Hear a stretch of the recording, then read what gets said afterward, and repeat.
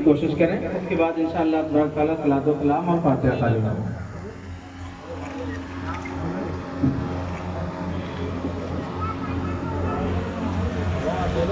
بیٹھ جائیں بس 2 منٹ۔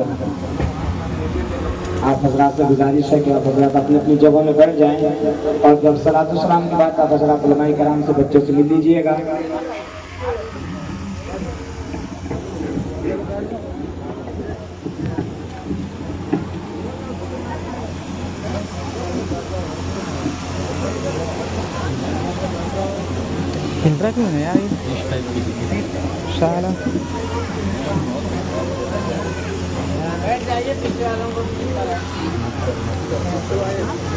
السلام علیکم ورحمۃ اللہ وبرکاتہ۔ چلو ادھر سرکار الحمدللہ نبیہ وصحبہ اجمعین وبعد، فاعوذ باللہ من الشیطان الرجیم، بسم اللہ الرحمن الرحیم، وقل رب زدنی علما، صدق اللہ العلی العظیم، وبلغنا رسولہ النبی الامین الامین الکریم، ونحن على ذلك لمن الشاهدين والشاكرين والحمد لله رب العالمين۔ ان الله وملائكته يصلون على النبي يا ايها الذين امنوا صلوا عليه وسلموا تسليما۔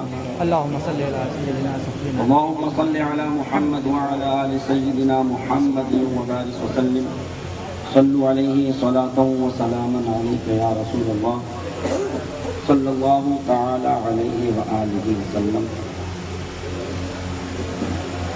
الحمدللہ مجھ سے پیشتر آپ حضرات بڑی ہی پیاری گفتگو سماعت فرما رہے تھے۔ حضرت واقعات کی روشنی میں علم دین کی اہمیت اور افادیت پر گفتگو فرما رہے تھے۔ اللہ پاک مفتی صاحب کے علم میں بے پناہ برکتیں عطا فرمائے، اور ہم سب کو نصیحتوں پر عمل کرنے کی توفیق عطا فرمائے، آمین۔ حاضرین ملت اسلامیہ، بیٹا تھوڑا سائڈ ہو جاؤ۔ مجھے کچھ منٹوں کے لیے وقت دے دیا گیا ہے، میں بڑا ہی مشکور ہمارے مفتی شاہد قادری مصباحی صاحب کا، لیکن یہ اوور ڈوز ہو جائے گا۔ میں ہمیشہ یہ جملہ کہتا ہوں کہ بھوک لگی ہو تو نماز مؤخر کرنے کی عادت ہے۔ یہاں تو بیان اور تقریر کا معاملہ ہے، لیکن بس 10 منٹ آپ مجھے برداشت کیجیے۔ انشاءاللہ تعالی یہ برداشت اگر آپ نے بڑی محبت سے کر لیا تو اس کی برکتیں انشاءاللہ تعالی آپ کو نصیب ہوں گی، کیونکہ ذکر کی محفل اور علم کی محفل وہ محفل ہے کہ اس جیسی مجلس کو نبی پاک نے پسند فرمایا ہے۔ سبحان اللہ سبحان اللہ۔ سیدھے میں حدیث پاک پر آتا ہوں۔ نبی کریم صلی اللہ علیہ وسلم بیٹا بابو کے تعلق سے حدیث پاک میں یہ بات ہوتی ہے۔ ایک مرتبہ نبی رحمت شفیع امت اپنے کاشان نور سے نکلتے ہیں تو آپ مسجد نبوی شریف میں 2 مجلس دیکھتے ہیں۔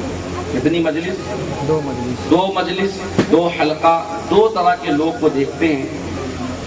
کچھ تو وہ لوگ ہیں جو ذکر میں ہیں، اذکار میں ہیں، رکوع میں ہیں، سجدے میں ہیں، تلاوت میں ہیں، اور کچھ وہ لوگ ہیں جو علم دین سیکھ رہے ہیں اور لوگوں کو سکھا رہے ہیں۔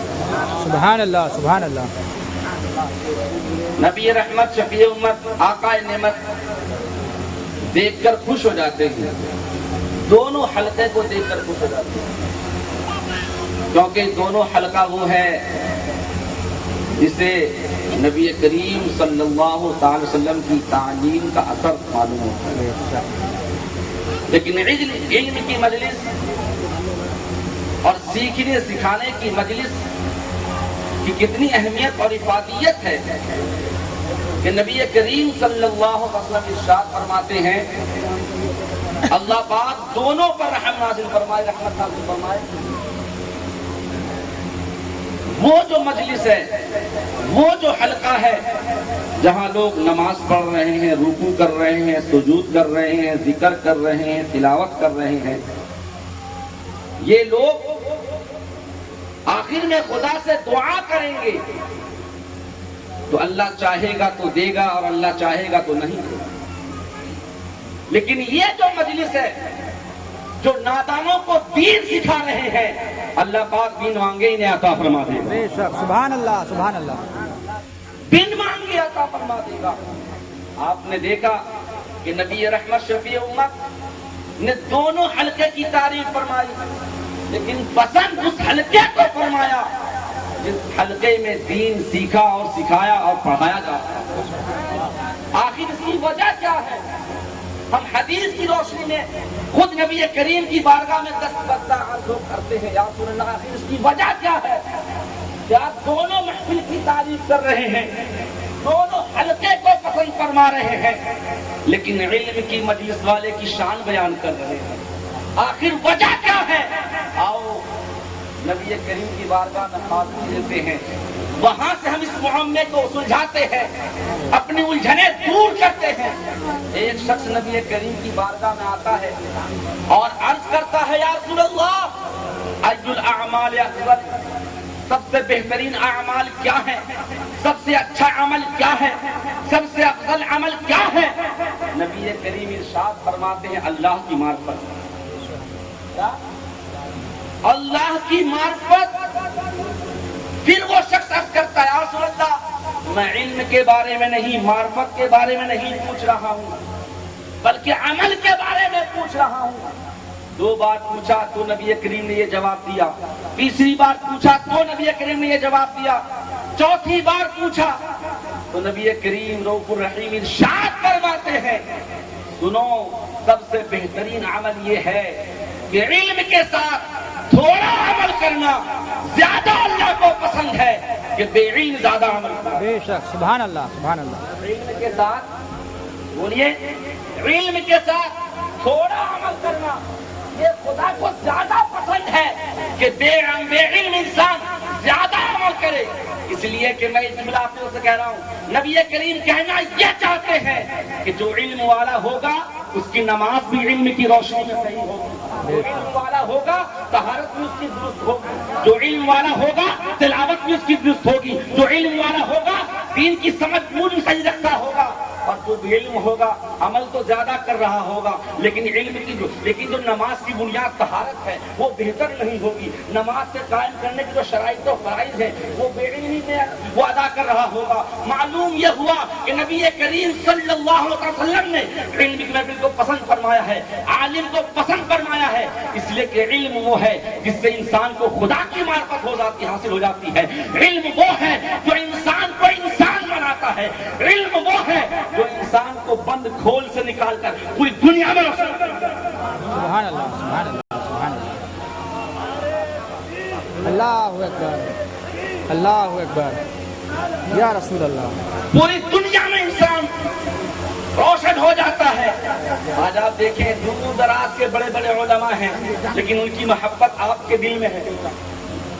ہمارے پڑوسی ملک کے علماء ہیں، یہاں کہیں دور کے علماء ہیں، کوئی مراد آباد کے، کوئی الہ آباد کے، لیکن آپ ان کی علمی گفتگو سنتے ہیں، آپ نے دیکھا نہیں، آپ نے ان کو صرف موبائل میں سنا ہے، ان کی قدر آپ کے دل میں ہے۔ یہ کس کی برکت؟ یہ علم کی برکت ہے کہ بندہ جب علم حاصل کر لیتا ہے تو مرتبہ اللہ عطا فرما دیتا ہے، سبحان اللہ سبحان اللہ۔ مرتبہ اللہ عطا فرما دیتا ہے۔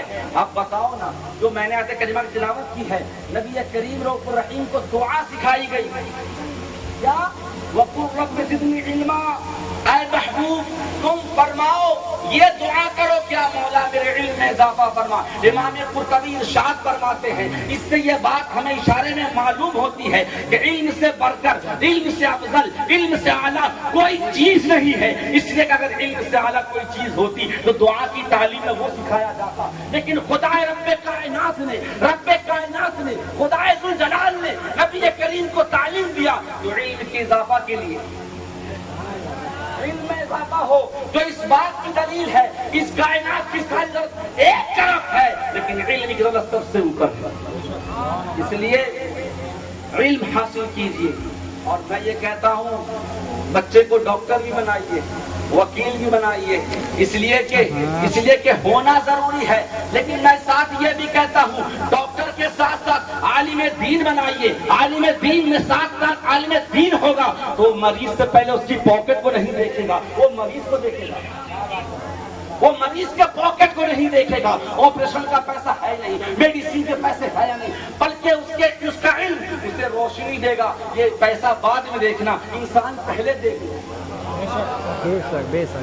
پہلے دیکھ لو. وکیل بناؤ ساتھ ساتھ عالم دین بناؤ. اس لیے کہ وکیل جب عالم دین ہوگا, عالم دین جب وکیل بنے گا, جب وہ کورٹ میں جائے گا, جب وہ عدالت میں جائے گا, وہ ظالم کا کبھی ساتھ نہیں دے گا, ظالم کا کبھی ساتھ نہیں دے گا.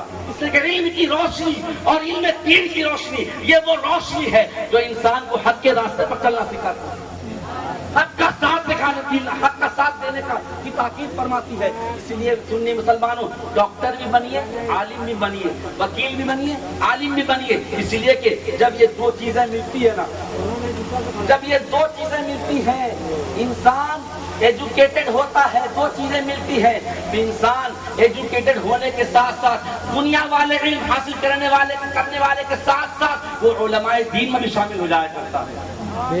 اس لیے وقت بہت مختصر ہے, مواد بہت زیادہ ہے, احادیث کی ایک لمبی فہرست سے جو بیان کر سکتا ہوں, لیکن حضرت نے بڑی مہربانی سے کہا کہ 5 منٹ اشارہ بھی کر رہے ہیں. اس لیے انہی چند باتوں کے ساتھ میں دعا کرتا ہوں اللہ اب جو کچھ ہم نے کہا اس میں کوئی لفظی غلطی ہوئی اسے معاف فرمائے, محفوظ اپنی بارگاہ میں قبول فرمائے. السلام علیکم ورحمۃ اللہ وبرکاتہ.